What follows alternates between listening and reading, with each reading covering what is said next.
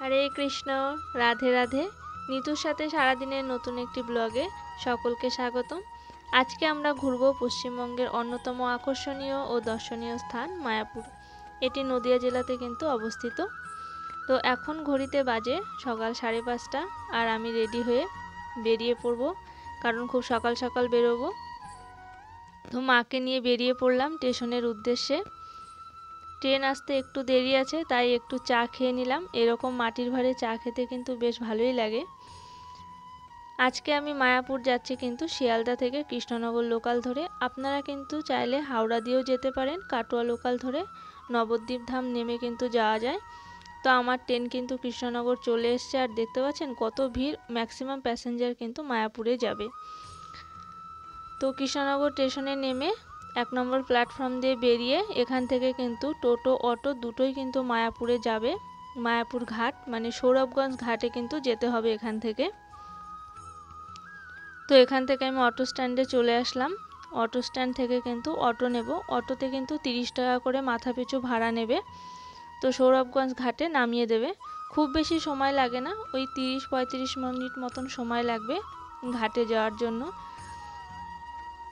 তা আমাদের অটোও কিন্তু ছেড়ে দিয়েছে, আর আমি অটোর সামনে জায়গা পাইনি, তাই পেছনেই বসতে হলো। আর দুদিকের এই সুন্দর প্রাকৃতিক দৃশ্য দেখতে দেখতে কিন্তু খুব তাড়াতাড়ি পৌঁছে যাওয়া যায়। আর এই যে চেলপাতটা হয়েছে, এটা কিন্তু অনেক দিন আগে এখানে ট্রেন চলতো। এটা হচ্ছে কয়লার ট্রেন চলতো তখন, কিন্তু এখন এই চেলপাতটা আবার নতুন করে মানে তৈরি করা হচ্ছে রেল লাইনটা।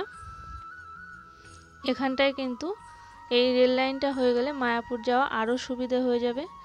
তো আমরা কিন্তু চলে এসেছি ঘাটে। এটা কিন্তু সৌরভগঞ্জ ঘাট। এবার একটুখানি অটো স্ট্যান্ড থেকে জাস্ট 1 মিনিট মতন হেঁটে যেতে হবে ঘাটের দিকে। তো এই হচ্ছে সৌরভগঞ্জ। ঘাটের থেকে নিয়ে নিয়েছি টিকিট। টিকিট কিন্তু 3 টাকা করে নিয়েছে। তো আমি দুজনের টিকিট নিয়েছি, আমি আর আমার মায়ের 6 টাকা নিয়েছে। তো ঘাটের ওপারটা কিন্তু হুলোর ঘাট বলে, এপারের ঘাটটা হচ্ছে সৌরভগঞ্জ ঘাট। ঘাটটা পার হলেই কিন্তু মায়াপুর। ওই যে ওপারটা দেখা যাচ্ছে, ওটা হচ্ছে মায়াপুর। আর এটাই কিন্তু আমার চ্যানেলের ফার্স্ট ব্লগ, তাই ভগবানকে দর্শন করেই ব্লগটি শুরু করলাম। তো যেহেতু এখন জানুয়ারি মাস, ছুটির সময়, মানে লোক কিন্তু প্রচুর, ভিড়ও মনে হচ্ছে যেন অনেকটাই বেশি হবে। আর ওই যে ওই দিকটা দেখতে পাচ্ছেন, ওখানে কিন্তু নবদ্বীপ। তো আমাদের ঘাট পার হয়ে গেছি, এবার কিন্তু নামবো, নেমে সামনের দিকে এগিয়ে যাব। আর এখান থেকে কৃষ্ণনগর থেকে যদি কেউ মনে করেন যে বাসে মায়াপুর আসবেন, বাসেও কিন্তু মায়াপুর আসা যায়। কৃষ্ণনগর থেকে ডাইরেক্ট মায়াপুরের বাসও পাওয়া যায়। এই যে বাস দাঁড়িয়ে আছে, বাস ঘাটের ধারেও নামিয়ে দেবে, আপনাকে মন্দিরের সামনেও নামিয়ে দেবে। আর এই বাসে করে কিন্তু মন্দিরের সামনে গিয়েও নামা যাবে। আর একটা ইনফরমেশন আপনাদেরকে দিয়ে রাখি, মায়াপুর থেকে কিন্তু খুব সহজেই নবদ্বীপ ধামেও যাওয়া যাবে। নদী পার হলেই কিন্তু নবদ্বীপ ধাম, মানে মায়াপুরের যে ঘাট রয়েছে তার পাশের ঘাটটাই হচ্ছে নবদ্বীপ যাওয়ার ঘাট। ওখান থেকে কিন্তু টিকিট করে কিন্তু নবদ্বীপ ধামেও যাওয়া যাবে। তো আমি কিন্তু এখান থেকে কিন্তু টোটো নিয়ে নেব। টোটোতে কিন্তু একটু ভাড়া জিজ্ঞাসা করে উঠবেন, কারণ এরা কি করে অনেক সময় অনেক টাকা চেয়ে বসে। তো যারা জানে না তারা হয়তো মানে এই ফেস করে এই বিপদটা। কিন্তু 10 টাকা করে এখান থেকে কিন্তু ভাড়া। আপনারা চাইলে পায়ে হেঁটেও যেতে পারেন, খুব বেশি ডিস্টেন্স নয়, মানে একদমই সামান্য। টোটোতে গেলে হার্ডলি 7-8 মিনিট মতন টাইম লাগবে, হেঁটে গেলে হয়তো 15 মিনিট সময় লাগবে। যেহেতু মা ছিল আর একটু লাগেজ ছিল বলে আমি টোটোই নিলাম, না হলে কিন্তু হেঁটেই যাওয়া যায়।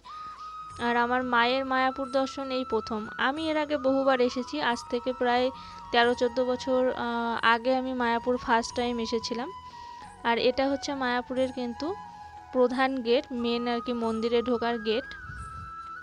আজ থেকে 13-14 বছর আগে যখন মায়াপুরে এসেছিলাম, তখন মায়াপুরে বিশ্বাস করুন এত কিছু ছিল না, এত জাঁকজমক ছিল না। তো মন্দিরের ভেতরে ঢোকার পরে ডান দিকেই কিন্তু রয়েছে এখানে মন্দিরের সমস্ত ঠাকুর দর্শন থেকে শুরু করে সব কিছু টাইম টেবিল কিন্তু দেয়া আছে। আর এই পাশেই রয়েছে সব প্রসাদের কাউন্টার। এখান থেকে প্রসাদের জন্য কুপন কাটতে হবে। বিভিন্ন জায়গার এখানে কাউন্টার রয়েছে। এখানে কিন্তু মানে গদা ভবন, নামহট্ট ভবন, আরও অনেক কিছু ভবনের কিন্তু ওখান থেকে কিন্তু প্রসাদের কুপন দেয়। আর তার ঠিক পাশেই কিন্তু মানে অপোজিটেই রয়েছে অখণ্ড হরিনাম সংকীর্তন। এখানটায় কিন্তু অল টাইমের জন্য কিন্তু হরিনাম হয়, ভজন হয়। আপনারা চাইলে যে কেউ এখানটায় কিন্তু ঢুকে বসে হরে কৃষ্ণ নাম শ্রবণ করতে পারেন। তো আমি এখন সোজা যাব, আগে রুম নেব, কারণ আমি জানি না রুম পাবো কিনা। আমি যেহেতু ইসকনের ভেতরে রুম নেব, ইসকনের বাইরে মানে মন্দিরের বাইরেও কিন্তু রাস্তার দুদিক দিয়ে বিভিন্ন মানের হোটেল পেয়ে যাবেন। মায়াপুরে কিন্তু 100 টাকার থেকে শুরু করে অনেক দামি হোটেলও আছে, তবে সব থেকে নিম্ন কিন্তু 100 টাকারও কিন্তু রুম রয়েছে এখানে।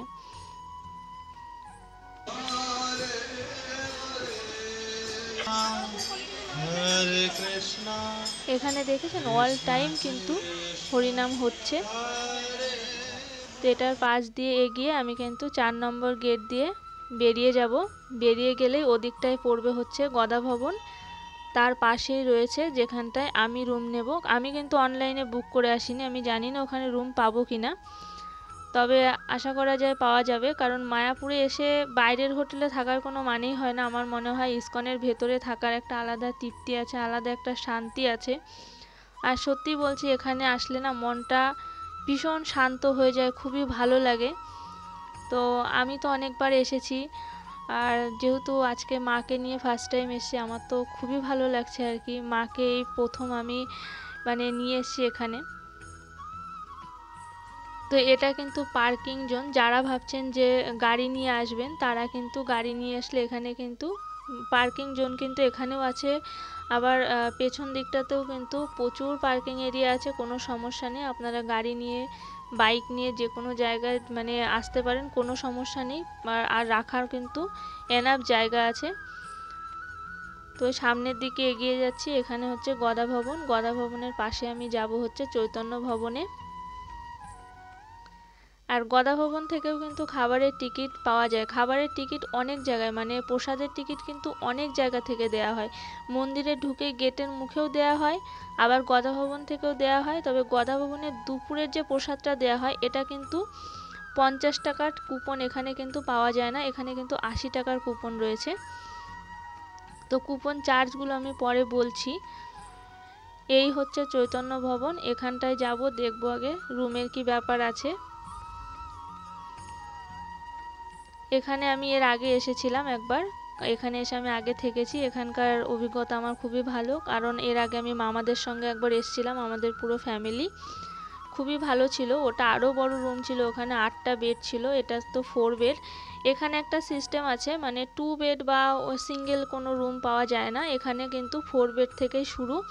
4 বেডের রুম আপনি একজন থাকুন, দুজন থাকুন, চারজন থাকুন, সেই কিন্তু ওয়ান নাইট মানে 450 টাকায় আপনাকে নেবে। এছাড়াও কিন্তু বিভিন্ন প্রাইজের রুম এখানে রয়েছে, আর এর সাথে কিন্তু কোনো কমন মানে অ্যাটাচ কোনো বাথরুম নেই। এখানে একটা কমন ওয়াশরুম আছে, সেটাই সবাই ইউজ করে। তবে ওয়াশরুম কিন্তু যথেষ্ট পরিষ্কার, এটা ভাবার কোনো কারণ নেই যে কমন বলে নোংরা হবে, এমনটা নয়, ভীষণ পরিষ্কার। ভেতরে গিজারেরও ব্যবস্থা আছে ওয়াশরুমের ভেতরে। এবার এখান থেকে ফ্রেশ হয়ে আমি বেরিয়ে যাচ্ছি, আগে প্রসাদ খাবো, তারপরে ওখান থেকে দেখব, কারণ এখন অলরেডি 12টা বেজে গেছে, মন্দির বন্ধ হয়ে গেছে। মন্দির মানে আবার সেই বিকেলবেলায় খুলবে 3:30-র সময়, 3:30-4টের দিকে। এবার আমি গদা ভবনে যাব। গদা ভবন থেকে কিন্তু আগে খাবারের জন্য প্রসাদের জন্য কুপন কাটবো। আর আপনারা যারা 50 টাকার কুপন নিচ্ছেন বা 40 টাকার কুপন নিচ্ছেন বা যে কুপনই নিন না কেন, এখানে কিন্তু সর্বনিম্ন কুপন হচ্ছে 40 টাকা, আর একটা আছে 50 টাকা, তারপরে 80 টাকা, 100 টাকা, 150 টাকা। 150 টাকার কুপন কিন্তু এই গদা ভবন থেকে কিন্তু পাওয়া যাবে। তো যারা 150 টাকা সব থেকে বেশি দামের আর কি প্রসাদ গ্রহণ করতে চাইছেন, তারা কিন্তু গদা ভবন থেকে একটু তাড়াতাড়ি নিয়ে নেবেন, কারণ 150 টাকার কুপনটা খুব তাড়াতাড়ি শেষ হয়ে যায়, সে কারণে একটু তাড়াতাড়ি সংগ্রহ করবেন। আর 40 টাকার যে কুপনটা, সেটা কিন্তু একদম মন্দিরের গেট দিয়ে ঢুকে কুপনটা কেটে সোজা ডান দিকে চলে যাবেন, ওখানে হচ্ছে 40 টাকার প্রসাদটা দেওয়া হয়, একদম সোজা গেলেই দেখতেই পাবেন। আর এই যে এখানে এখন লাইন দাঁড়াবো প্রসাদের জন্য। আর এই 40 টাকার প্রসাদের কথাটা আমি বলি, যখন আমি ফার্স্ট টাইম মায়াপুর এসেছিলাম আজ থেকে 13-14 বছর আগে, তখন এই 40 টাকার মানে কুপনটা ছিল 17 টাকা প্রাইস। আর এই যে আমি কুপন কেটেছি, এখানে কিন্তু সব টাইম টেবিল দেয়া আছে। এই যে লাইনে ভিড়টা দেখতে পাচ্ছেন, প্রচুর ভিড়, প্রচুর ভিড়। তো এবার আমাদেরকে আস্তে আস্তে ঢোকাচ্ছে। আমরা প্রথমেই মানে যেহেতু লাইনটা ফার্স্টেই ছিলাম সেই কারণে তাড়াতাড়ি চলে এসেছি। আর এখানে কিন্তু চেয়ার টেবিলেরও ব্যবস্থা করা আছে। বয়স্ক মানুষ যারা বসতে কষ্ট হয় মাটিতে বা পায়ে ব্যথা আছে তারা কিন্তু চেয়ার টেবিলে বসে কিন্তু প্রসাদ নিতে পারেন, কোনো অসুবিধা নেই। আর এখানে কিন্তু লাইন বাই লাইন করেই প্রসাদ নিতে হবে।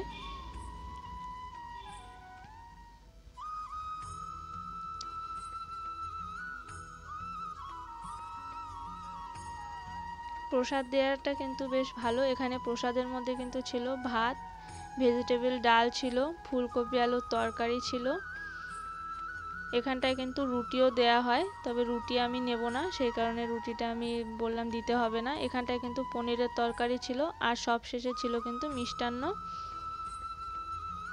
আর রাত্রের যারা মানে রাত্রি দিনে দুবেলায় যখন খাবেন সেটাও আমি বলে দেবো রাত্রের কুপনটা কীরকম কী ব্যাপার আছে।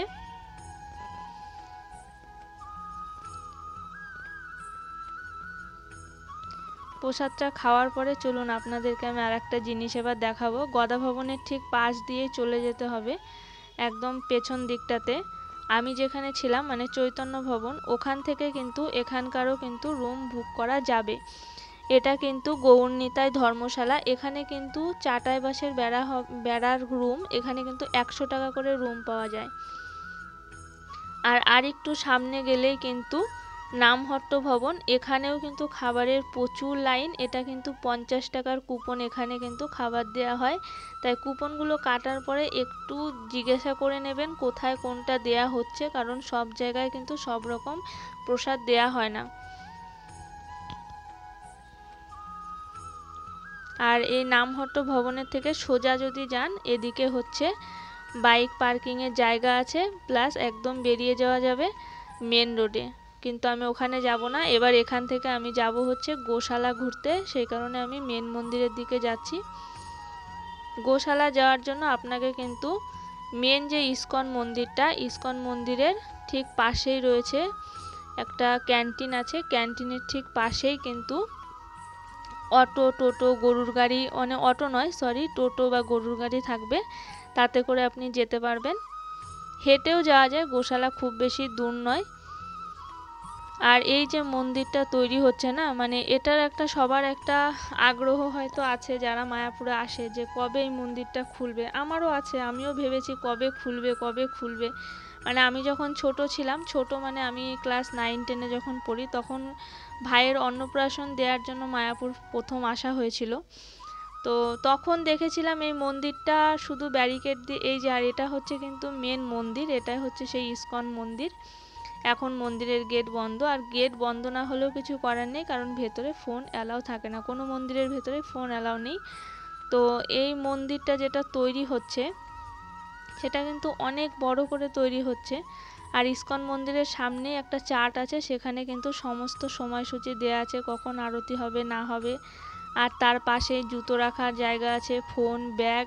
যারা ভাবছেন যে একদিনের ট্যুর ঘুরেই চলে যাব দিনের দিন, তারাও কোনো সমস্যা নেই, বড় ব্যাগ থাকলে ব্যাগ এখানে জমা করে দেবেন, খালি হাত পেয়ে রিল্যাক্সে ঘুরতে পারবেন, কোনো ব্যাপার না। এই বড় মন্দিরটা যেটা বলছি সেটা হচ্ছে বড় মন্দিরটা তখন সবে তৈরি হচ্ছিল, আজকে 13-14 বছর হয়ে গেল, এখনও মন্দিরটা কমপ্লিট হয়নি। শুনেছিলাম যে 2024-এ ওপেন করবে, কিন্তু এখনও যা বাকি আছে মনে হচ্ছে না 2024-এ ওপেন হবে এটা। তো এই যে এখান থেকে টোটো নিয়ে নিলাম, এবার টোটো নিয়ে কিন্তু গোশালায় যাব। টোটো ভাড়া কিন্তু 10 টাকা করে নিয়েছে। তবে মায়াপুর যারা আসবেন তারা যদি ইস্কনের ভেতরে থাকতে চান, আমি বলবো গ্রুপে আসা ভালো। মানে ধরুন ছেলেদের একটা টিম আসলেন, মেয়েদের একটা টিম আসলেন। আর এখানে কিন্তু ভেতরে কিন্তু কাপেলদের ভাড়া দেয়া হয় না, আমি যতদূর জানি কাপেল অ্যালাউ নেই।